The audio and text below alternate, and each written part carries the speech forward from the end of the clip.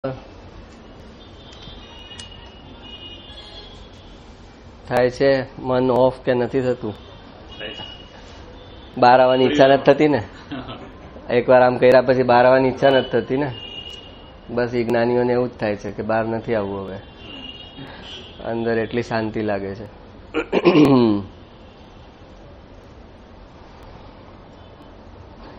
આપણે મનને સજેશન કરીએ છીએ કે હવે બહુ ભટક્યો તું, બહુ ભટક્યો, બહિર્મુખ બહુ થયો, હવે અંતર્મુખ થા, બહારથી કાંઈ નહીં મળે.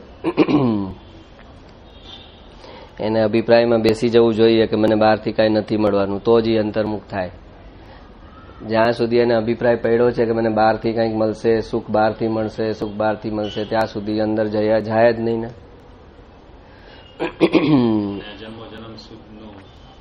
આખરે તો શું શોધે છે? આત્મા સુખ શોધે છે ને. અને એના અભિપ્રાયમાં એમ છે કે બહાર સુખ છે. એ અભિપ્રાયને જ્ઞાનીઓ રિવર્સ કરે છે કે બહાર છે જ નહીં સુખ. હકીકત જ નથી એટલે કે છે કે નથી. કે વસ્તુ સ્થિતિ એવી છે જ નહીં કે બહારથી સુખ તારો ગુણ છે, એ તારા આત્માની અંદર છે. જેમ આત્માના જ્ઞાન દર્શન ગુણ છે, એમ સુખ એ આત્માનો ગુણ છે. તો જેમ જ્ઞાન દર્શન બહારથી નહીં આવે, પોતાની અંદરથી આવશે, એમ જ સુખ પોતાની અંદરથી આવશે, બહારથી નહીં આવે. પણ જ્યાં પણ એકાગ્રતા થાય ત્યાં આત્માના ગુણ ફ્લો થાય, એટલે જ્યાં પણ એકાગ્રતા થાય ત્યાં સુખ આવે. હવે એને જ્યાં પોતાનો રાગ છે ને ત્યાં એની એકાગ્રતા થાય છે. ટીવી જોવાનો રાગ છે તો ટીવી જોવામાં એકાગ્ર થાય છે, તો એ વખતે આત્માનું સુખ ફ્લો થાય છે. એટલે એને લાગે છે કે ટીવીમાંથી સુખ આવ્યું. સિદ્ધાંત એવો છે કે આત્મા જ્યાં પણ એકાગ્ર થાય ત્યાં એને સુખ આવે. હવે બે ચીજ સાથે થાય છે, અંદર એકાગ્રતા થાય ને બહાર ટીવી છે, તો એને થાય છે કે આ ટીવીમાંથી સુખ આવ્યું. ટીવીમાં સુખનો ગુણ છે જ નહીં, તો એ ટીવીમાંથી સુખ આવે ક્યાંથી? ટીવી તો જડ છે. તો એણે પેલા કલ્પના કરી છે કે આમાં સુખ છે, એટલે એ જયારે એ વસ્તુ એને પ્રાપ્ત થાય છે ત્યારે એની એમાં સહજતાથી એકાગ્રતા થઈ જાય છે કે આમાં સુખ છે, સુખ છે. એનો જ અભિપ્રાય છે, પોતાનો જ પૂર્વનો અભિપ્રાય છે કે આમાં સુખ છે. અને એ વસ્તુની પ્રાપ્તિ, સંયોગની પ્રાપ્તિ જયારે થાય છે ત્યારે એ એકદમ એકાગ્ર થઈ જાય છે. હા, આ તો મારી ફેવરિટ ચીજ આવી, હા આમાં સુખ છે. એટલે એ સમયે એકાગ્ર થાય છે ત્યારે એનું અંદરનું સુખ ફ્લો થાય છે. અને એને લાગે છે કે આ બહારથી સુખ આવ્યું. બસ એ આ મોહનીય કર્મનું આટલું કામ છે કે જે સુખ અંદરથી આવે છે એમાં ભ્રમણા ઉત્પન્ન કરવી કે બહારથી આવે છે. અને એ એટલી ભ્રમણામાં આખું આ સંસારની ચાર ગતિમાં ભટકવાનું થાય છે. એ ભ્રમણા જો ટળી જાય કે સુખ મારી અંદરથી જ આવે છે, ચાહે રાગનું અવલંબન લીધું હોય ત્યારે પણ સુખ તો મારી અંદરથી જ આવે છે, પણ મેં એમાં અવલંબન લીધું છે રાગનું. જેવું હવે તો કે ટીવી બંધ થઈ ગયું તો કેમ અમારું સુખ બંધ થઈ ગયું?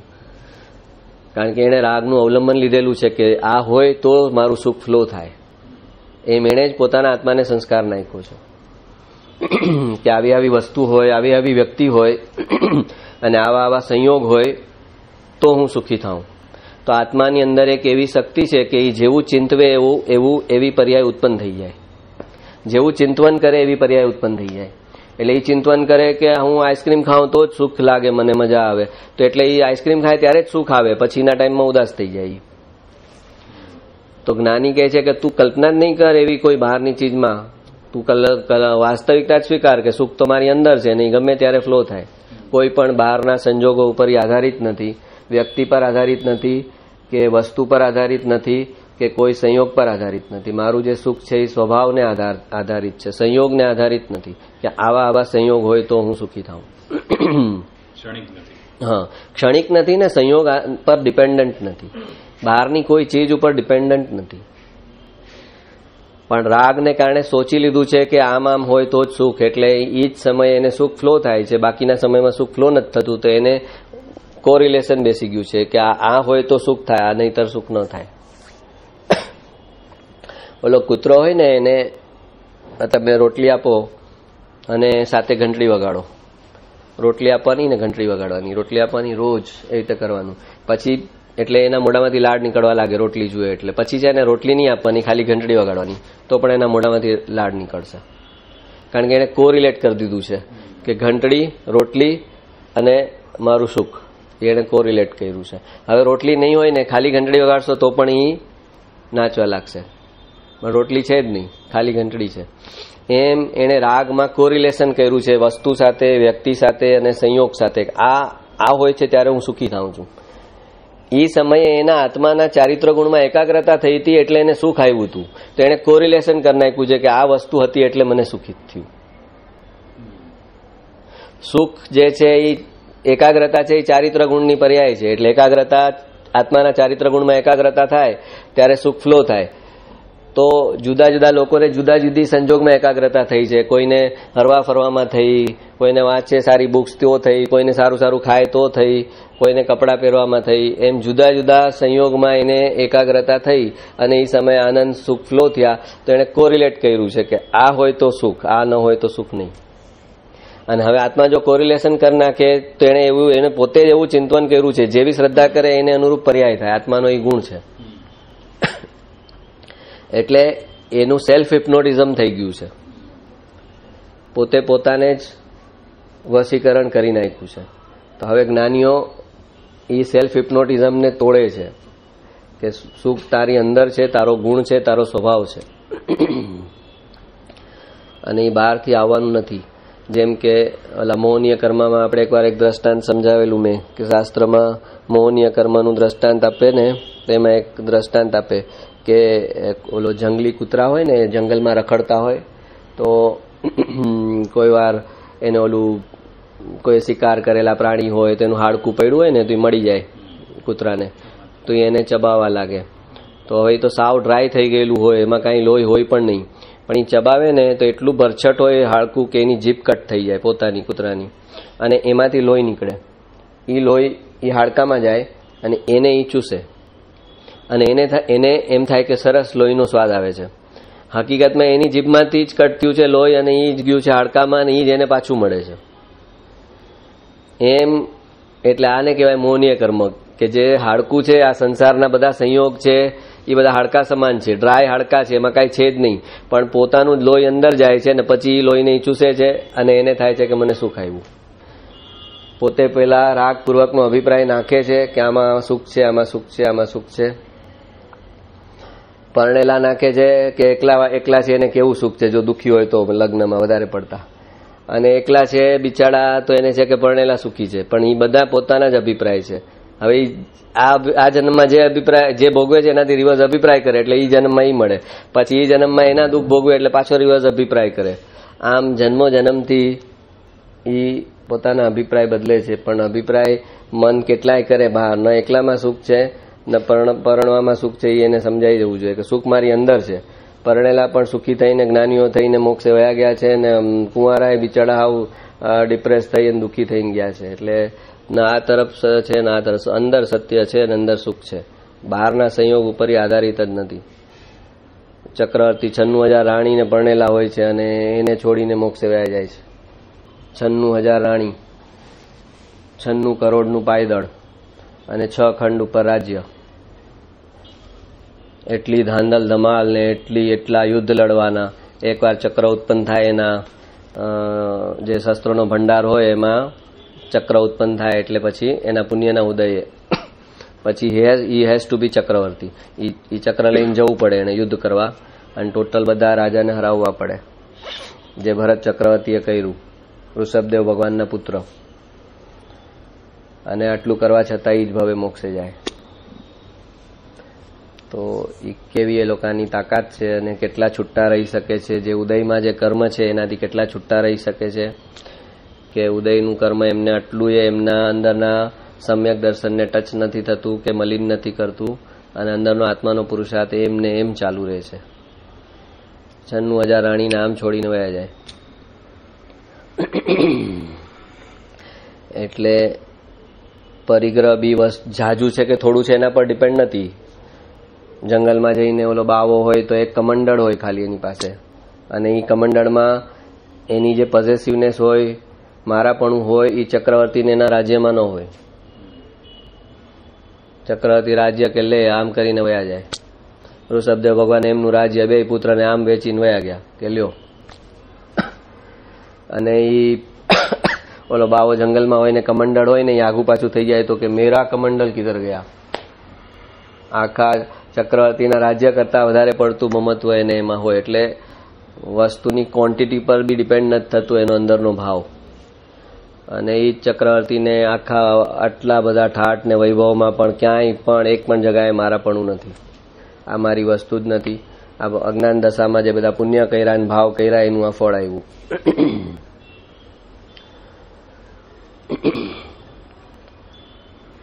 એટલે આ સિદ્ધાંતને સમજે તો કે એકાગ્રતા થાય ત્યાં સુખ આવે. કેમ આ 2 મિનિટે અત્યારે આપણે આમ એકાગ્ર થયા તો કેમ બહાર આવવાનું નથી ગમતું? કેમ નથી ગમતું? કંઈ ખાવાનું નથી, પીવાનું નથી, કંઈ જોવાનું નથી. ના આંખને કંઈ મળી રહ્યું છે ખોરાક, ને કાનને મળી રહ્યો છે, ને મોઢાને મળી રહ્યો, ને સ્પર્શને મળી રહ્યો, ને નાકને મળી રહ્યો. કાંઈ પાંચે ઇન્દ્રિયને કોઈ ખોરાક નથી. મનનો ખોરાક એ બંધ કરીએ છીએ કે અંતર્મુક્તા અંદર જા, વિચાર બંધ, ભાવ બંધ, ક્રિયા બંધ. અને છતાં કેમ સારું લાગે? કારણ કે એ આત્માનો મૂળ સ્વભાવ છે કે એને કાંઈ પણ કરવાનું ન હોય ત્યારે એને સારું લાગે. કાંઈ પણ કરવાનું હોય એટલે એનું સુખ નષ્ટ, સુખનો નાશ. કરવાનું આવ્યું એટલે આત્માનું સુખનો નાશ. જ્ઞાન દર્શન કરવાના આવે તો કે હું કરું, પણ એ સિવાયનું કાંઈ પણ કરવાનું આવે એટલે એનું સુખ ખતમ. પિક્ચર જોવામાં મજા આવે છે. કેમ મજા આવે છે? બેસીને થિયેટરમાં મસ્ત મોલની અંદર મલ્ટીપ્લેક્સમાં. કેમ? તો કે એકાગ્ર થઈ ગયા, બધું ભૂલી ગયા અને એક પર્ટિક્યુલર ચીજમાં એકાગ્ર થઈ ગયા. પણ એમાં એ અવલંબન છે એ વસ્તુનું. એ વસ્તુ હટશે એટલે તમારી એકાગ્રતા જશે, એટલે પાછા તમે ખાલી. તો જ્ઞાનીઓ કહે છે કે તને એકાગ્રતા માટે કોઈના અવલંબનની જરૂર જ નથી. તું 1 સેકન્ડમાં આમ જ્ઞાનીઓ આમ બાર પર ઉપયોગ જાય છે ને આમ કરીને અંદર લઈ લે સીધા ગુલાટ મારીને. 1 જ સેકન્ડમાં તું તારી અંદર આનંદનો સાગર છે એમાં ડૂબકી મારી શકે છે, કોઈ પણ અવલંબન વગર. એટલે પોતાને ક્યાં ક્યાં એકાગ્રતા થાય છે એ તપાસવાની અને એ સુખને ક્વેશ્ચન કરવાનું. એટલું સમજવાનું કે ઓ આમ હોય છે કે કોઈ પેઇન્ટિંગ કરતો હોય તો એમાં એકાગ્ર થઈ જાય તો કે મને પેઇન્ટિંગ કરવું એટલે બહુ મજા આવે, બહુ. પણ એનો અર્થ નથી સમજતો કે એનો અર્થ શું છે. એ પેઇન્ટિંગ વખતે એકાગ્ર થઈ જાય છે કારણ કે એવો આગલા જન્મનો કંઈક સંસ્કાર છે. પેઇન્ટિંગ બહુ જન્મથી કર્યું છે તો એ પેઇન્ટિંગ વખતે એનો ઉપયોગ એકાગ્ર થાય છે અને એકાગ્ર થાય છે ત્યારે સુખ ફ્લો થાય છે. તો એને લાગે છે કે આ પેઇન્ટિંગમાંથી સુખ આવ્યું.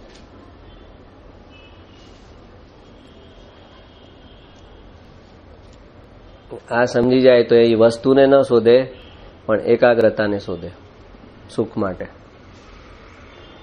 કે હું એકાગ્ર થાઉં તો મને સુખ લેવા કોઈ પાસે જવું ન પડે, મારું સુખ ફ્લો થાય એની મેળે. હવે એકાગ્ર શેનાથી થવાય છે એ જોવાનું. તો અવલંબન રાગમાં તમે એકાગ્ર તો થાવ જ છો, ત્યારે જ તમને સુખ મળે છે. એકાગ્ર ન થાવ, તમારો પિક્ચર જોવા ગયા હોય ને કંઈક મગજમાં ચિંતા ચાલતી હોય, તમે એમાં એકાગ્ર ન થાવ તો તમને આવે છે સુખ? પિક્ચર વખતે તમે એકાગ્ર ન થઈ શક્યા, કંઈક મગજમાં ડિસ્ટર્બ વિચાર ચાલુ છે તો ક્યાં ગયું સુખ? ન થયું, કારણ કે એકાગ્રતા નથી એટલે સુખ નહીં.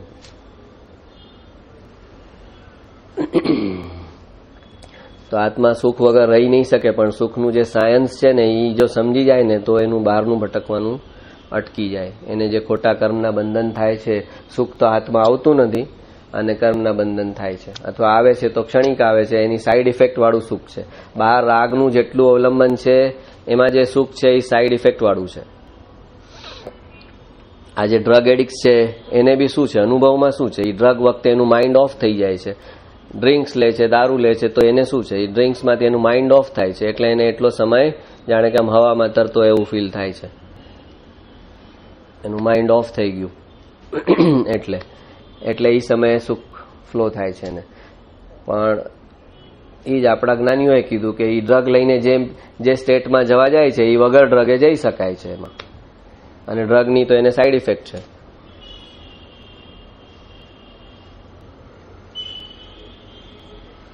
એટલે માઇન્ડ ઓફ કરતા આવડે તો સુખ સુખ સુખ છે, અને માઇન્ડ ચાલુ છે ને તો દુઃખ દુઃખ દુઃખ છે. કન્ટિન્યુઅસ ભાવ કર્મ ચાલુ છે, અત્યારનું બગડે છે ને આવતા જન્મનું બગડે છે. મનમાં જે ચાલે છે વિચાર ભાવ એ કન્ટિન્યુઅસ ભાવ કર્મ બની રહ્યા છે નવા નવા. એ આવતા જન્મમાં સામે આવશે પાછા બધા.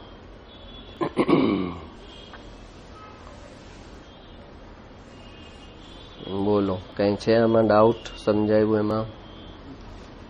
સુખનું સાયન્સ આપણે એક બુક કાઢીએ.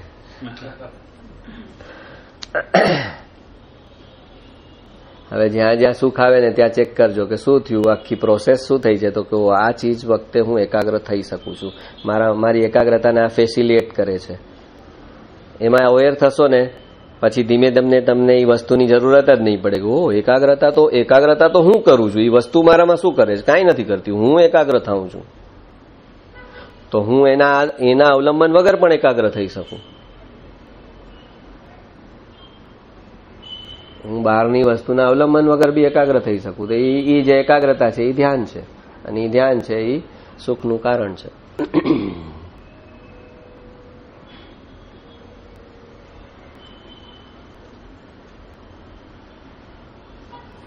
બોલો, કંઈક બોલો તો મને ખબર પડે કે તમને અંદર કેટલું ગયું, શું ગયું, કઈ ડાઉટ છે, કઈ ઇન્ટરેક્ટ કરો. હે ડાઉટ પૂછો ત્યારે નથી, ત્યારે બહુ ક્લિયર હોય છે. એવું વાત પર મૂકીએ ડાઉટ આવે.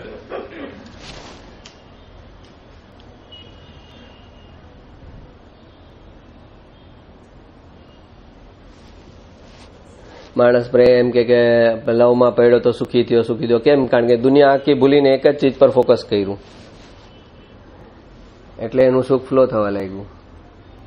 હવે એને થાય કે ઓલું પાત્ર છે ને એટલે હું સુખી થયો. બસ તકલીફ ત્યાં છે. તો સુખ એ આત્માનો ગુણ છે. જેમ જ્ઞાન, અનંત જ્ઞાન, અનંત દર્શન, અનંત સુખ, અનંત વીર્ય, અનંત ધૈર્ય, આ બધા આત્માના ગુણ છે. આત્માના પ્રદેશે પ્રદેશે સુખ વ્યાપેલું છે. જેમ બરફની અંદર કોઈ કણ એવું હોય જેમાં ઠંડક ન હોય. બરફની અંદર હોય ખરો કણ એક કે આમાં ઠંડક નથી, બરફ છે પણ એમ ઠંડક રહી ગઈ જરા, એવું થાય? તો કે ના, ન થાય. એમ આત્માના પ્રદેશે પ્રદેશે સુખનો ગુણ છે. જ્ઞાનીઓ એમ કે તું દુઃખી કયા કારણસર છે એ જ અમને સમજાતું નથી. તું તો સુખીઓ છે, તારા આખા આત્માના કણ કણમાં સુખ પડ્યું છે, તું દુઃખ કયા કારણસર છે તને એ જ સમજાતું નથી. એ લોકોને એ નથી સમજાતું, આપણને એ નથી સમજાતું કે સુખી થવું કેમ.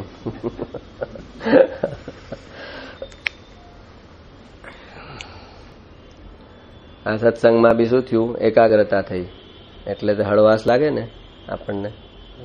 જ્યાં બી એકાગ્રતા ત્યાં આકુળતા મંદ થઈ એટલે એમાં સુખ જન્મે.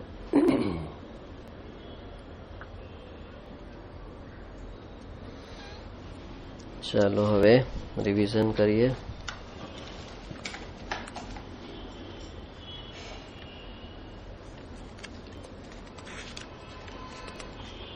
કોઈ કરાવે છે વિનીતભાઈને રિવિઝન?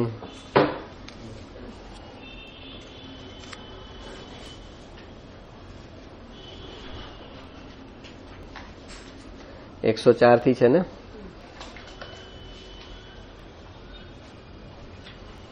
ઈઝી છે આ બધી ગાથા, તો કઈ છે જ નહીં એમાં.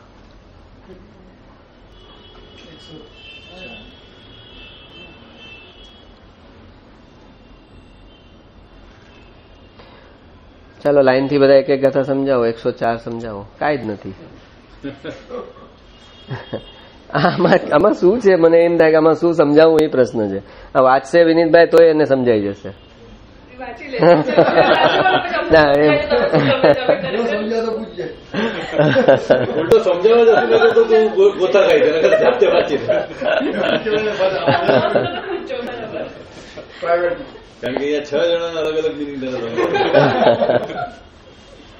કરો પેલી 104 ની ગાથા થોડું સમજાવો, પછી તો હું તો બેઠો જ છું. કર્મ બંધ ક્રોધાદિથી હણેક સમાધિક તે પ્રત્યક્ષ અનુભવ સર્વને એમાં સો સંદેહ. બોલો.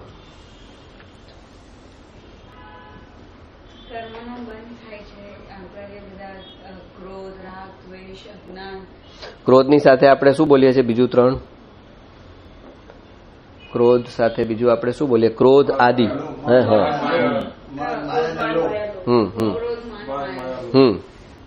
એનાથી આપણને કર્મનો બંધ પડે છે, પણ ઈ ક્યારે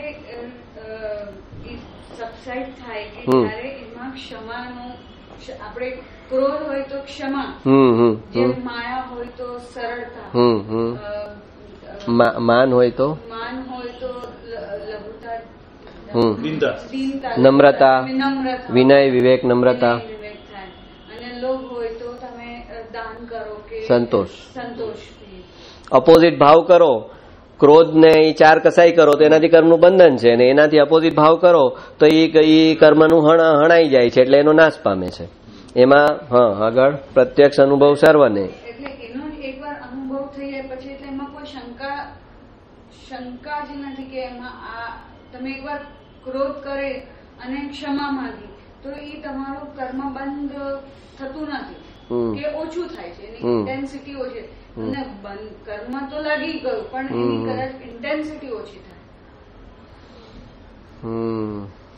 બોલો આગળ બોલો. પ્રત્યક્ષ અનુભવ સર્વને એમાં શું સંદેહ? પછી હું કરેક્ટ કરું છું. એમાં શું સંદેહ એટલે એમાં કોઈ સંદેહ જ નથી, શંકા જ નથી. પણ જયારે શેમાં? અનુભવ થાય ત્યારે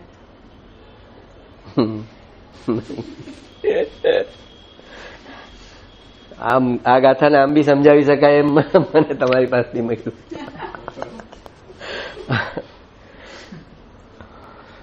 બોલો, તમે બોલો. ખોટું પણ બોલો. હા, પેલી ગાથા તમે બોલો છો. હા, આ કર્મ બંધ જે થાય છે ક્રોધાતીત, એટલે ક્રોધ, માન, માયા એ જે થાય છે એ હણે શું તો કે ક્ષમા. ક્ષમા હણે છે એટલે કોને? આ બધા કસાઈ, ક્રોધ, માન, માયા એ બધાને નથી, એ 1 to 1 છે. ક્રોધનું ક્ષમા છે. એટલે એવું પ્રત્યક્ષ અનુભવ સર્વને એવો સેમ અનુભવ બધાને થાય છે, એમાં કોઈ સંદેહ નથી કે આ કર્મનું હણે છે આ ક્ષમાથી, આ ક્રોધને હણે છે ક્ષમા. આવો અનુભવ આ દરેકને પ્રત્યક્ષ આવી રીતના જ અનુભવ થાય છે, એમાં કોઈ સંદેહ નથી.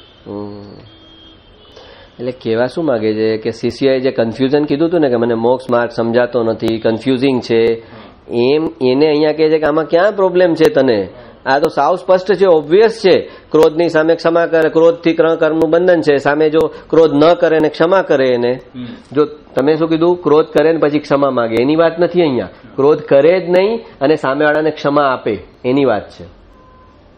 કોઈ કે કઈ ખોટું કર્યું છે, હવે એ ક્રોધ કરે તો કર્મનું બંધન છે એને પોતાને, અને જો એ ક્રોધ ન કરે ને ક્ષમા આપી દે, એને લેટ ગો કરી દે, ભલે એને ખોટું કર્યું તો એને કર્મનું બંધન નથી, એમ એનો મિનિંગ છે.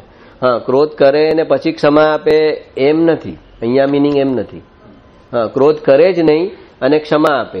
કોઈએ ખોટું કર્યું છે છતાં એના પર ક્રોધ ન કરે અને ક્ષમા આપી દે તો એને ત્યાં આગળ કર્મ છોટ્યું, જૂનું કર્મ હતું એ ભોગવાઈ ગયું ને પતી ગયું, તો નવું કર્મ ન બન્યું. એવી રીતે માયા કરવાની બદલીમાં, કોઈ સાથે છળ કપટ કરવાની બદલીમાં સરળતાથી પોતાની ભૂલ હોય તો એડમિટ કરી લે, પોતાનો દોષ હોય તો કહી દે, સરળતા રાખે, નિખાલસતા રાખે માયાની સામે. અપોઝિટ ભાવ કરે તો એને કર્મ બંધન ન બને. એની ભૂલ હોય ને છુપાવ કરે, છળ કપટ કરે તો એને કર્મ બને છે ત્યાં. એની બદલીમાં કહી દે કે ભાઈ મારા ત્યાં મિસ્ટેક થઈ ગઈ છો, તો ત્યાં એને કર્મનું બંધન નથી થતું. આપણે ઓલી ફાટેલી નોટ હોય તો આમ જરાક આમ ટેપ લગાવી હોય તો આમ માણસો આમ તેમ કરી અંદર નાખીને ઓલાને આપે કે ચાલી જશે. ભાઈ કપટ કર્યું આ, તેની બદલીમાં આપણે એમ કે ભાઈ જરા થોડા એસા હે ચલેગા, કે હા ચલેગા છે તો આપી, તો તમે કપટ ન કર્યું, માયા ન કરી. અને આપણે એની તો આટલી થપી હોય કે આ તો આને 100-100ની નોટ છે ને, 1000 રૂપિયા આપવાના, 100ની નોટ વચ્ચે અંદર નાખી દો, આમ ચિપકાવેલી હોય ટેપ, તો ઓલો બિચારો ફટાફટ ગણે લઈ લે. એથી કપટ થયું તો કે કપટ નહીં કર ભાઈ, એને બતાવી દે કે જો એક નોટ આવી છે, જરા કામ છે, ચાલશે, આમ નંબર તો દેખાય છે, એમ વાંધો આવે એમ નથી, તને ચાલી જશે તો કોઈ કહેશે હા ચાલી જશે, તો હા. તો અહીંયા એમ સમજાવે છે શિષ્યને કે તને શેનું કન્ફ્યુઝન છે? It is so obvious, day to day લાઈફનો અનુભવ છે. ક્રોધ કરે છે તો એને કર્મનું બંધન થાય છે. આ તો સાવ બાળક બી સમજ્યા એવી વાત છે. તો તને પ્રોબ્લેમ ક્યાં છે? આમાં શંકાત કરવા જેવું કાંઈ છે જ નહીં. દરેક વ્યક્તિ રોજે રોજ અનુભવે છે કે ક્રોધ કરે અને એને કર્મનું બંધન, એ સમયે પણ એ ભોગવે છે ને ક્રોધનું ફળ. પોતે જ એ ક્રોધ કરે છે ત્યારે જ એની આંખો લાલ થઈ જાય, એના છાતીના ધબકારા વધી જાય, એ કર્મનું ફળ ભોગવ્યું છે એને.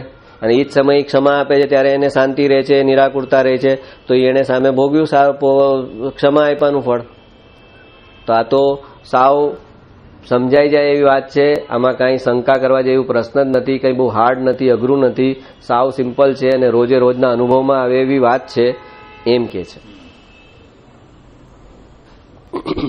સમજાય છે? શિષ્યએ આને એકદમ ગુડ બનાવી નાખ્યું હતું. જે મોક્ષનો રસ્તો બહુ ભાઈ મને બધું પાંચેય પદ સમજાઈ ગયા, પણ આ મોક્ષ કયા રસ્તે સતે આ દુનિયામાં આટલા કન્ફ્યુઝન છે? તો કે શેના કન્ફ્યુઝન? કસાઈથી તારો મોક્ષ અટકે છે અને કસાઈનો ઓપોઝિટ ભાવ કરે છે, એનાથી તારા કર્મ ખપે છે. આર્ટિસ્ટ સાવ સિમ્પલ છે, આમાં તને પ્રોબ્લેમ ક્યાં છે એમ કે છે શિષ્યને. સમજાણું? એટલે ક્રોધનું ઓપોઝિટ ક્ષમા કરો, ક્રોધ ન કરો ને ક્ષમા કરો, માયા ન કરો અને સરળતા રાખો, નિખાલસતા રાખો. માયા ક્યારે કરી? માયા ક્યારે કરે? પોતાના માઇનસ પોઈન્ટ, પોતાના દોષ, પોતાની ભૂલ છુપાવવા માટે જે કરે એ માયા, અને નિખાલસતાથી કહી દે તો એ સરળતા. પછી ક્રોધ, માન, માયા. અરે માન એટલે માનની સામે ઓપોઝિટ નમ્રતા, વિનય, વિવેક, લઘુતા. હું કાંઈક છું એમ નહીં, પણ હું કાંઈ જ નથી, હું કાંઈ જાણતો જ નથી એમ નમ્ર ભાવમાં રહે તો એ માનની સામેનો એનો એલી હમ્બલનેસ થઈ. અને લોભ તો એની સામે સંતોષ રાખે કે જેટલું મળ્યું જેટલું ઘણું છે, અને એ જેટલું મળ્યું જેમાંથી એ થોડું શેર આઉટ કરે, બીજાને આપે, પોતાનાથી જે નીચેના છે એને. તો એનો લોભનો કસાયનો ઓપોઝિટ ભાવ થયો, એટલે એમાં એને કર્મ ટળે છે. પ્રત્યક્ષ અનુભવ સર ને આ તો બધાના અનુભવમાં આવે એવી સાવ સાદી સીધી સિમ્પલ વાત છે. આમાં શંકા જેવું ક્યાં કંઈ છે જ એમ કે છે.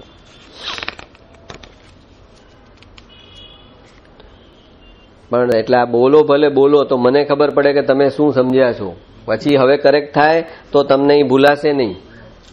હવે નહીં ભૂલાય આ કે આ શું હતું ને શું હતું એમ. એટલે જેવું પણ બોલો. બોલો હવે તમે બોલો 105. છોડી મત દર્શન તણે આગ્રહ તેમ વિકર કહ્યો માર્ગ આ સાધશે જન્મ તેનો અર્થ. એટલે જે પોતે પોતાનો મત છોડી દેશે, જે પોતાનું જૂનું થિંકિંગ હોય, પોતાનું માન્યતા હોય એ છોડી દે. સદગુરુ મળતા પહેલાનું એનું જૂનું થિંકિંગ, ખોટી માન્યતા એનું છોડી દે. એ આગ્રહ કે એ જ રાઈટ વે છે, એનું પોતાનું આગ્રહ કે પોતાનું થોટ્સ છે એ બધું છોડી દેશે. અને જે સદગુરુએ માર્ગ કીધું છે એ માર્ગ ઉપર ચાલશે તો એના જન્મ અલ્પ રહેશે. એટલે એના બહુ ભોગ નહીં થાય. એ જલ્દીથી મોક્ષ માર્ગમાં ચાલીને એમના ભવભ્રમણના ચક્કર ઓછા થઈ શકશે. એટલે સદગુરુ મળ્યા એને શિષ્યને એ પેલા એને જે ઊંધી સમજણો કરી છે, મોક્ષ માર્ગ સંબંધિત, આત્મા સંબંધિત, કે જ્ઞાની સંબંધિત. જ્ઞાની તો આવા જ હોય, આવું જ વર્તન કરે, આવો જ વેશ હોય. મોક્ષનો માર્ગ તો આ જ છે, ક્રિયા જ હોય, ક્રિયા કરવી પડે. ક્રિયા કરતા કરતા પછી ધીમે ધીમે જ્ઞાન થાય, પુણ્ય કરતા કરતા પછી ધીમે ધીમે મોક્ષ થાય, પુણ્યથી નિર્જરા થાય. એ બધી જે બી પૂર્વની સદગુરુ મળતા પહેલાની એની જે ઊંધી સમજણ હતી એ સમજણ એ છોડી દે, બધી ઊંધી સમજણ, અને સાચી સમજણ ગ્રહણ કરે. અને એ સાચી સમજણ ગ્રહણ કરી અને એ રસ્તે ચાલે તો પછી એને સાચી સમજણ ગ્રહણ કરી પહેલા તો એમાં એને વ્યવહાર સંકિત થયું, અને પછી આગળ ઉપર ચાલીને એને નિશ્ચય સંકિત આત્માનો અનુભવ થઈ જાય તો પછી એના ગણતરીના ભવ બૈચા 5 કે 15 ભવમાં પછી મોક્ષે જાય.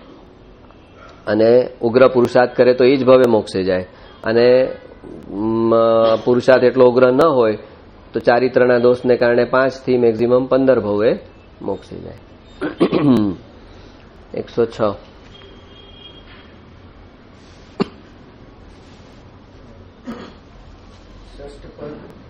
ષષ્ઠ પ્રશ્ન તે પૂછ્યા કરી વિચાર તે પદની સર્વાંગતા મોક્ષ માર્ગ નિર્ધાર. તે 6 પદ અને 6 પ્રશ્નો કર્યા. એ પૂછ્યા કરીને વિચાર્યું, પણ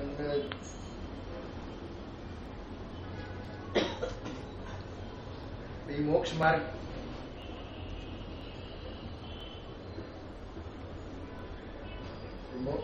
માર્ગ છે તે નિર્ધાર કરી લે છે.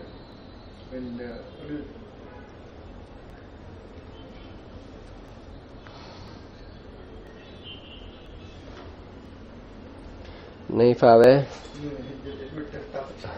આ તમે નહોતા ને? તો કોણ છે હવે? તમે રાહુલભાઈ.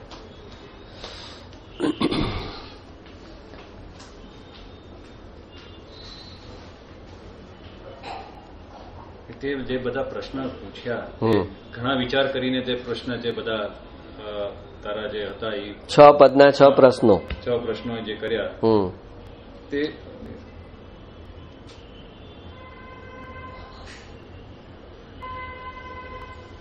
તે પદના આખું સમજ્યા પછી સર્વાંગતા એટલે આખું ટોટાલિટી માં એ રીતના આખું વિચારણા ને તારું ચાલશે તો મોક્ષ માર્ગ તારો અવશ્ય છે. અવિચારથી ઉત્પન્ન મોક્ષમાં સ્થિત થતો નથી એમ નક્કી કરે કે આ 6 પ્રશ્ન નું સંપૂર્ણ એટલે કોઈ એક એંગલ થી જોઈને પેલું કરવાનું નથી પણ you take all the 6 into consideration. તો મોક્ષ માર્ગ તને સાચો હાથમાં આવશે. પણ એમાંનું કઈ ચૂકી જઈશ, જેમ આત્મા છે તે નિત્ય છે કરતા નિજ કર્મ છે ભોગતા વળી મોક્ષ છે મોક્ષ ઉપાય સુધર્મ. તો આ 6 પદના તે પ્રશ્ન પૂછ્યા અને મેં તને એના બરાબર ડિટેલમાં જવાબ આપ્યા છે. ઈ જે મેં સમાધાન કર્યું છે ઈ સમાધાનને તું સંપૂર્ણપણે સમજી એનો સાર નિચોડ કાઢી અને એને કોઈ પણ એકને એલિમિનેટ નહીં કર કે એને સ્કીપ નહીં કરતો. એટલે આ શું કામ કીધું છે કે દરેક જુદા જુદા દર્શન છે. કોઈકમાં ઈ કરતા તરીકે આત્માને માને પણ ભોગતા તરીકે ન માને, નિત્ય માને પણ અનિત્ય ન માને. એ બધા જે ગોટાળા છે ને 6 જુદા જુદા દર્શનમાં એક કઈ તો કે છે કે એમ છૂટું એક લેશે તો એ ચૂકી જશે. પણ આ 6 પદનો સમન્વય કરીને મેં જે સમજણ આપી છે એ 6 પદની સમજણનો સમન્વય જે કરી શકશે એને મોક્ષનો માર્ગ સાચો ખબર પડશે અને એના પર ચાલશે. નિર્ધાર થશે એટલે નિશ્ચય થશે મોક્ષનો માર્ગ. આ 6 પદની જે સમજણ છે એનો જે સમન્વય કરી શકશે એને મોક્ષનો સાચો માર્ગ ખબર પડશે, સમજણમાં આવશે અને એ એના પર ચાલી શકશે. નહીંતરી ચૂકી જશે. કોઈ બી એક પદને સમજશે કે એક પદને ચૂકી જશે એમાંથી કે કરતા છે આત્મા પણ ભોગતા નથી એમ સમજશે. કરતા ભોગતા છે પણ મોક્ષ તો થઈ જ ન શકે. મોક્ષ જેવું ક્યાં છે, કઈ સિદ્ધ શિલા કાલ્પનિક છે એવું કઈ દેખાતું તો છે નહીં. એમ કોઈ પણ એક ચીજ ચૂકી જશે જો તો એ મોક્ષનો માર્ગ એના હાથમાં નહીં આવે.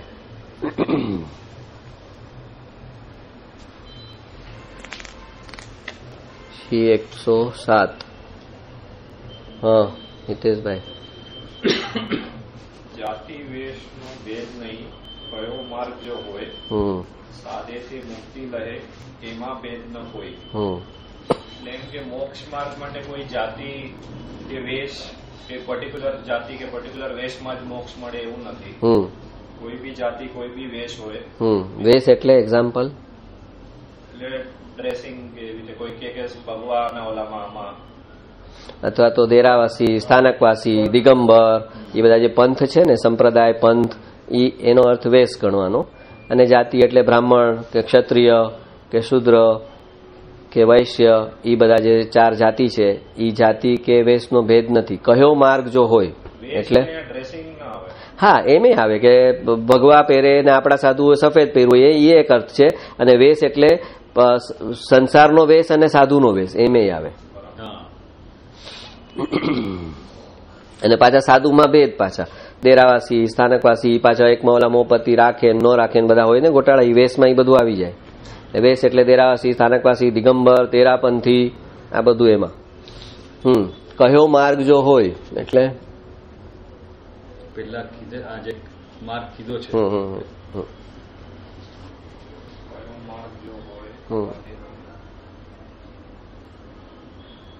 એટલે જે વાત કરેલી છે સદગુરુએ એ જ માર્ગે મુક્તિ મળે મોક્ષ મળે કે જેમ કે આત્માના અનુભવથી ને એ જ રીતે બહારના વેશ કે કોઈ જાતિને એના ઉપર ડિપેન્ડ નથી એમ. સાધે તે મુક્તિ લહે એમાં ભેદ ન કોઈ.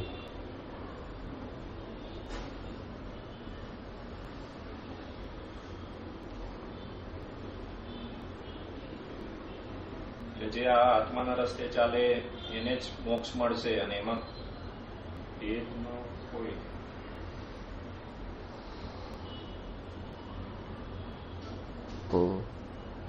આ માર્ગ પકડી લ્યો તમે. જે માર્ગ છે એ માર્ગ કોઈ બી રીતના તમે આ પકડી લ્યો તે એમાં મુક્તિ છે જ અવશ્ય છે. એમાં કોઈ ભેદ નથી. એટલે એમ ઈ વિચારણામાં કોઈ ભેદ નથી કે ભાઈ આ તમે આ માર્ગ પર ચાલો કે આ માર્ગ પર તમે પકડી લીધો હોય તો તમે ઈ વસ્તુનો કોઈ શંકા નથી કે તમને મુક્તિ મળી.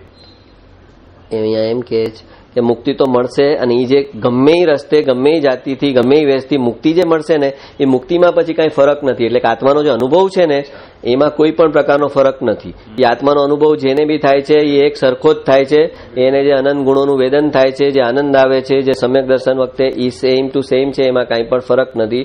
ઇવન ઉપસમ સમકિત હોય કે ક્ષયોપસમ હોય કે ક્ષાયિક હોય એમ ભેદ છે સમ્યક દર્શનના, પણ અનુભવ જે આત્માનો છે એમાં ફરક નથી. કર્મની અપેક્ષાએ ફરક છે કે જે ઉપસમ છે એના કર્મ જે છે એ એટલા ઉપસમેલા છે, હજી ક્ષયોપસમમાં ક્ષય ને ઉપસમ થયેલા છે, અને ક્ષાયિક છે એના કર્મ ટોટલ નાશ પામેલા છે.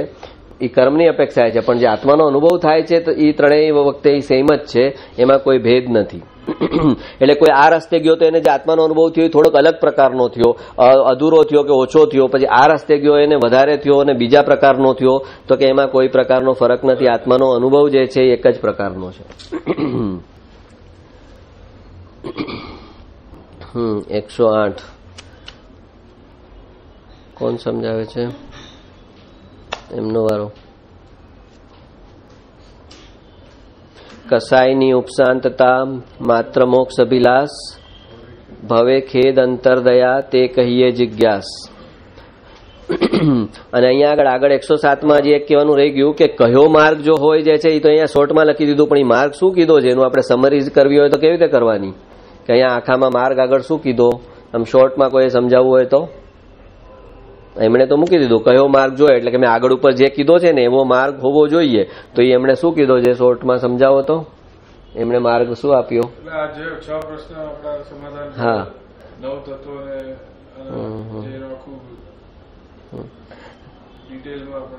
એટલે એને સમરી કરવી હોય તો એમ કહેવાનું પડે કે જે મોહનીય કર્મ છે એમાં દર્શન મોહનીય છે અને ચારિત્ર મોહનીય છે. પેલા દર્શન મોહનીય ખપે, એને સાચો આ 6 પદ સમજે એટલે એ વ્યવહાર સંકિતમાં આવે. એ વ્યવહાર સંકિતમાંથી એને નિશ્ચય સંકિત થાય, એટલે એનું જે દર્શન મોહનીય કર્મ છે એ પેલું ખપે, એ પેલું જાય એટલે સમ્યક દર્શન થાય. એ પછી આગળ ચારિત્ર દશાને ઉગ્ર કરતા કરતા કરતા એનું ચારિત્ર મોહનીય કર્મ ખપે, એટલે પછી આગળ ઉપર મુનિ દશા અને આગળ ઉપર કેવળ જ્ઞાન થઈને મોક્ષ થાય. આ રીતનો માર્ગ અહીંયા સમજાવ્યો છે કે પેલા મિથ્યાત્વ જાય એટલે સમ્યક દર્શન થાય, પછી આગળ ઉપર એ ચારિત્ર અંગીકાર કરી એ ચારિત્રમાં આગળ વધતા વધતા વધતા વધતા છેલ્લે કેવળ જ્ઞાન થાય અને વિતરાગ દશા આવે. એટલે જોર એના પર છે કે પેલા મિથ્યાત્વ જાય અને પછી ચારિત્ર આવે. એ અહીંયા માર્ગનો ક્રમ છે જે સમાજમાં ઊંધેથી ચાલે છે કે પેલા ચારિત્ર સુલટાવો પછી મિથ્યાત્વ આગળ ઉપર જોશું.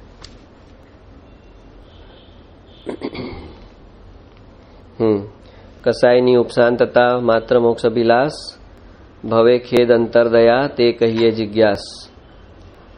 બોલો કાકા, તમારો વારો છે.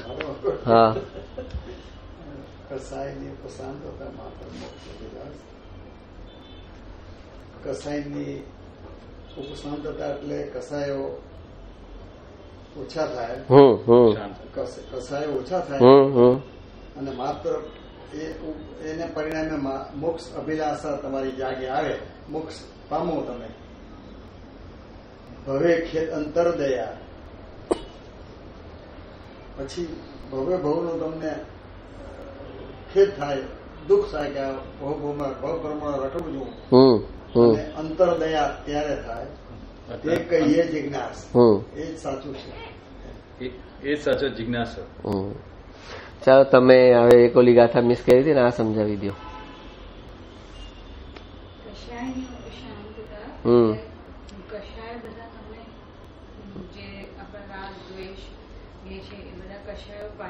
જો કસાઈને 2 શબ્દમાં કેવું હોય ને તો રાગ દ્વેષ કહેવાય, 4 શબ્દમાં કેવું હોય ને તો ક્રોધ માન માયા લોભ કહેવાય. ને ક્રોધ ને માન છે ને એ દ્વેષ છે, અને માયા ને લોભ છે ને એ રાગ છે.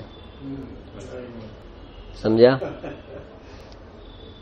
2 શબ્દમાં કેવું હોય તો રાગ દ્વેષ કહેવાય. એ રાગના 2 પ્રકાર છે, માયા અને લોભ.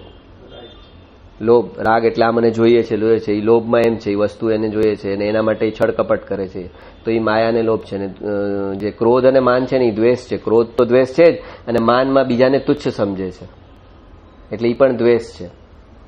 એટલે એ રીતે સમજવાનું છે કે 2 શબ્દમાં કેવું હોય ને તો રાગ દ્વેષ કહેવાય, ને 4 શબ્દમાં કેવું હોય ને તો ક્રોધ માન માયા લોભ કહેવાય, કસાઈને.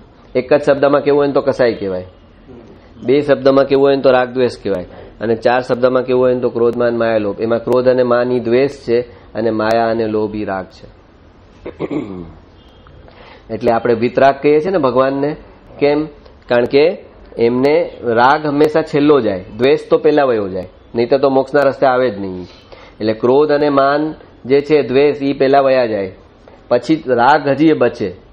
એટલે એ છેલ્લે જે રાગ બચ્યો એ જાય, એટલે વિતરાગ કહીએ છીએ આપણે. વિત દ્વેષ નથી કહેવાય. વિતરાગ એટલે રાગ વગરના, પણ આપણે વિત દ્વેષ નથી કહેતા એને. દ્વેષ તો એમનો ક્યારનો નીકળી ગયો છે. છેલ્લો જે રાગ બચ્યો તો એ રાગ એ નીકળી ગયો. બીજાનું સારું કરવું એ જે રાગ હતો એ નીકળી ગયો. બીજાનું બુરું કરવું ને બીજાને હલકા કરવું ને એ બધું તો ક્યારનું નીકળી ગયું હતું. એટલે તમને કશાયમાં આ ક્લેરિટી હોવી જોઈએ કે 4 શબ્દમાં બોલવું છે તો ક્રોધ માન માયા લોભ બોલવાનું, અને એમાં ક્રોધ અને માન દ્વેષ છે, અને માયા અને લોભ ઈ રાગ છે. કસાયની ઉપશાંતતા માત્ર મોક્ષ અભિલાષા, એટલે પછી માત્ર મોક્ષની જ અભિલાષા હોય કે ઈચ્છા ન હોય, કોઈ પણ જાતની બીજી કોઈ રાગ કઈ જ ન હોય, ખાલી માત્ર મોક્ષની અભિલાષા રહે. નહીતર કેવી હોય? મોક્ષની અભિલાષા ન હોય તો કેવી? એક્ઝામ્પલ તો આપો એક, કે મોક્ષની અભિલાષા ન હોય તો સાથે કઈ અભિલાષા હોય? હા, પણ સંસારનું એકાદ આમ એક્ઝામ દ્રષ્ટાંત આપો કે આમ ઓલા જ્ઞાની પાસે જાય કે ગુરુ પાસે જાય તો કહેશે કે જરા મારી બેબીનું જો ને 28 વર્ષ ત્યાં થતું નથી, તો જરા કંઈક કરો ને, કંઈક વાસ્કેપ કે કંઈક આપો ને એને, કંઈક મંત્ર તંત્ર કંઈક પાણી આપો મંત્રેલું. એમ એવા પ્રશ્ન લઈને ન જાય. સાંસારિક મારી ફેક્ટરી નથી ચાલતી, મારી દુકાન નથી ચાલતી, એવું બધું સાંસારિક ઈચ્છાથી ન જાય. આ માત્ર મોક્ષ અભિલાષમાં એમ કહેવા માંગે છે. મોક્ષમાં જ્યાં અટકેલું હોય એ પૂછવા જાય કે મને જો આમ થાય છે, હજી ધ્યાન કરું છું તો મને આમ વિટમણા થાય છે, હજી મારા વિચારો સમતા નથી, હજી મારા અભિપ્રાયો, હજી મને ક્રોધ એટલો સમજુ છું તોય થઈ જાય. એ એના જે બી પ્રશ્ન હોય એ એના આંતરિક આધ્યાત્મિક પુરુષાર્થને લગતા હોય, અને એના વિકાસમાં જે અટકવાનું થતું હોય એને લગતા હોય. પણ સંસારમાં શેર બજારમાં બહુ કરું પણ સલાહ આવતા નથી રૂપિયા, કંઈક કેમ શું કુંડલી ખબર નથી, હમણાં કંઈક જુઓ ને, કંઈક ગ્રહમાન આપણા ઠીક કરી દે એવું કંઈક કરો ને તમે. એવા બધા કોઈ પ્રશ્ન લઈને ન જાય, પૈસાના કે સામાજિક રીતે કે બીજા કોઈ. એમ આ માત્ર મોક્ષ અભિલાષમાં બધું જ ઇમ્પ્લાઇડ છે. હા, ભવે ખેદ.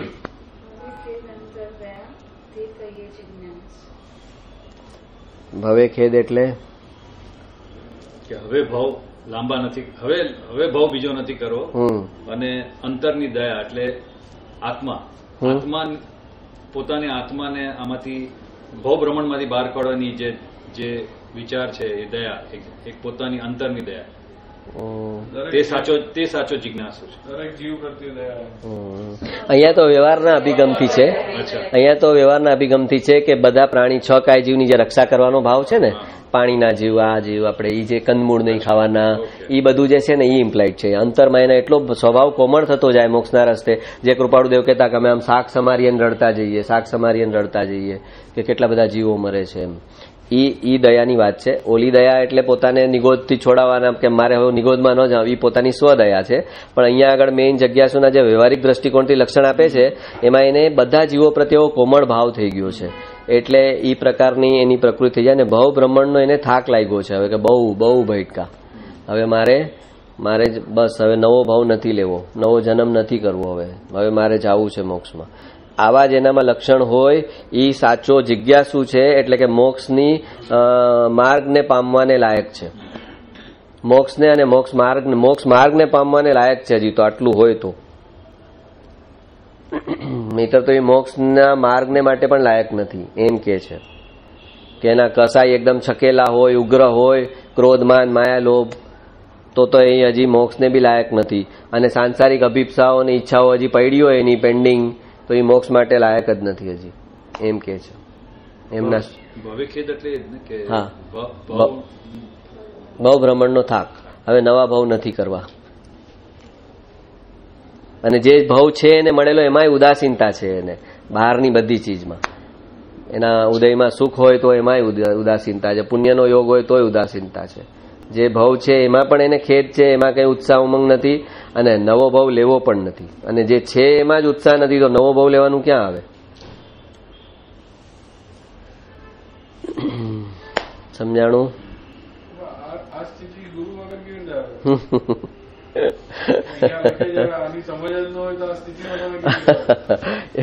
એ કે આટલું હોય ને તો જ સદગુરુ એને કામ. આટલું તો કે આવેલો 10th ભણેલો હોય તો એને 12th નું મેચ કરાવી શકાય, એમ વાત છે અહીંયા. કે આટલું તો તારે ગયા ભાવનું લઈને આવવાનું, તો આગળનો મોક્ષના રસ્તે હું તને પછી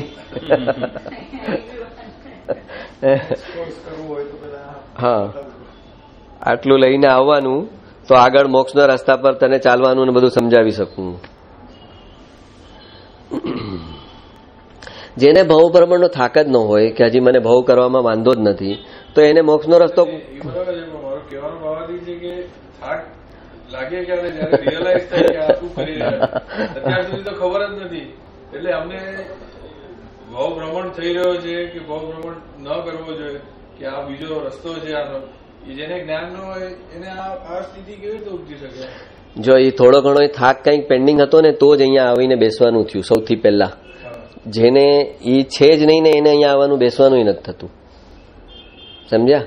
એ જે ફર્સ્ટ બેસવાનું થયું ને તમે, ત્યારે પણ કંઈક પડેલું છે અંદર, ખાલીપણું અંદર, કંઈક આમાં આના પ્રત્યેની ઉત્કંઠા જાગૃતિ ક્યારે પડી છે, કંઈક આગલા ભાવનો છે સંસ્કાર કે આ બધું જે થઈ રહ્યું છે એ છે ખરું, પણ ખોટી નોટ છે બધી, ખોટી નોટ છે આ બધી, કંઈક ખૂટે છે, કંઈક ખૂટે છે, એ અંદર પડેલું છે. એ એટલે ઈ જ ભવે ખેદ છે અંદર, ઈ જ ખેદ છે કે જે મળ્યું છે એમાં પૂરી તૃપ્તિ નહોતી. નહીંતર પહેલી વાર બી તમે આવીને અહીંયા ન બેસત. એ પહેલી વાર બી જે બેઠા એ કહે છે એટલે બેઠા કે એ થોડો ખેદ પડેલો હતો અંદર, ખાલીપણું લાગતું હતું. આ સમજવાની ઉત્કંઠા કેમ જાય ગઈ, આ તરફનો પહેલો ઝુકાવ બી કેમ થયો કે કંઈક ખાલીપણું લાગતું હતું, કંઈક ખૂટે છે, બધું જ હોવા છતાં કંઈક ખૂટે છે, પુણ્યના ઉદય વચ્ચે પણ કંઈક ખૂટે છે. ઈ અહીંયા આગળ ભવે ખેદ. પછી અહીંયા આવીને ઈ ઓર વધારે ખબર પડે છે, એનો અહેસાસ થાય છે કે ઓ પણ થોડુંક અબુદ્ધિપૂર્વકનું ભાન પડેલું હતું અંદર. જેને એવું જ નથી ને એ તો એ સત્સંગમાં પહેલી વાર નથી આવતો, એને ખબર પડે તોય નથી આવતો.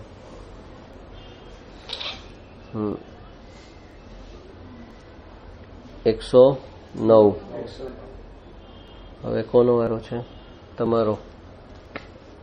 109. તે જિજ્ઞાસુ જીવને થાય સદગુરુ બોધ, તો પામે સમકીત ને વર્તે અંતર શોધ. એટલે આગળ જે જિજ્ઞાસુના લક્ષણ કીધું છે, તો તે જિજ્ઞાસુ જીવને થાય સદગુરુનો બોધ, એને સાચા જે સદગુરુ જે કે બોધ કે જે સમજાવે કે એ પોતે જિજ્ઞાસુ છે, એ ગોતે છે, અને એના ડાઉટને સમાધાન થઈ શકે એવું સદગુરુના જે બોધ હોય એ પામીને એ પોતે સમ્યક દર્શન પ્રાપ્ત કરી શકે, કાં તો સંકિત થવાની, એ મોક્ષ માર્ગમાં રસ્તે ચાલવાની પ્રયત્ન કરે છે. અને વર્તે અંતરશોધ એટલે એ પોતાને અંતર્મુખ થઈને, બાહિર મુખમાં જે હતો એની બદલે અંતર્મુખ થઈને પોતાના આત્માને કાં તો જે શાંતિ છે એને શોધવાની પ્રયત્ન કરે, સદગુરુના બોધના ઉપર ડિપેન્ડ થઈને. બરાબર નથી. પેલું એમ કે આ જિજ્ઞાસુ એટલે એક પાત્રતા, અને એના પાત્રતાની સામે એના પૂર્વભાવના જે હશે એને લીધે સદગુરુ સામે આવા જિજ્ઞાસુને પૂર્વભાવના પુણ્યના હિસાબે કે સદગુરુ મળે તો એ સંકિતને પામે. એટલે બંને વસ્તુ સામે છે કે અને તે અને અંતરશોધમાં તમે એક જવાબ આપેલો મને, મેં પૂછ્યો તો ત્યારે મેં કીધેલું કે અંતરશોધ શું શોધે અંતરમાં? એટલે અહીંયા કહે છે કે આવી પાત્રતા વાળો જીવ હોય એને એના પુણ્યના યોગે સદગુરુ જો મળી જાય, એમ કે છે. એ પાત્ર હોય એટલે સદગુરુનો બોધ એને જાશે એમ નથી કહેતા, એમ કે છે કે આવી પાત્રતા હોય એનામાં, પ્લસ એનું એવું પુણ્ય હોય કે એને સદગુરુ મળે, એની વાત કરે છે.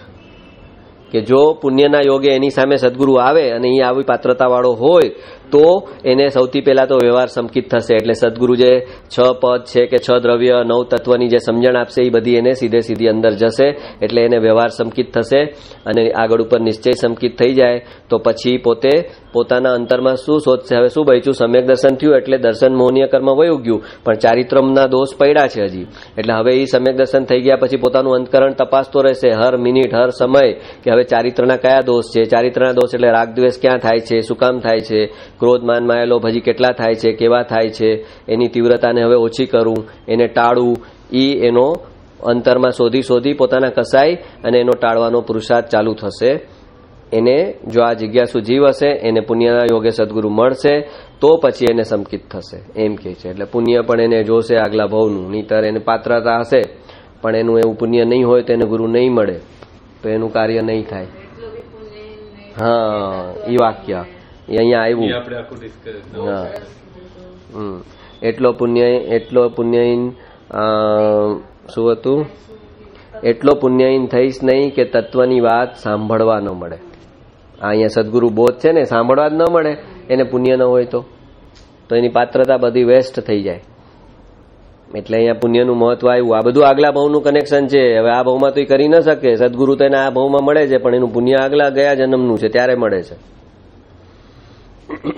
એટલે એ કન્ડિશન મૂકી છે અહીંયા કે ખાલી જિજ્ઞાસુ હશે એનાથી કામ કાફી નથી, પણ એનું પુણ્ય પણ એવું હશે, જ્ઞાનીઓનો મહિમા કર્યો હશે, આદર કર્યો હશે, આ જ્ઞાનીઓ મળે તો કેવું સારું થાય, પોતાને જ્યારે નહીં મળતા હોય ત્યારે એનો અફસોસ કર્યો હશે, અને કોઈને મળતા હશે તો એના નસીબ ભાગ્યનો એને ઓલી આવી હશે કે આનું કેટલું નસીબ છે, આને ગુરુ મળ્યા છે અને જ્ઞાન આપનાર મળ્યા છે, મને મળે તો હું આગળ વધું, એમ આગલા જન્મના એના ભાવ હશે ત્યારે એને સદગુરુ મળશે.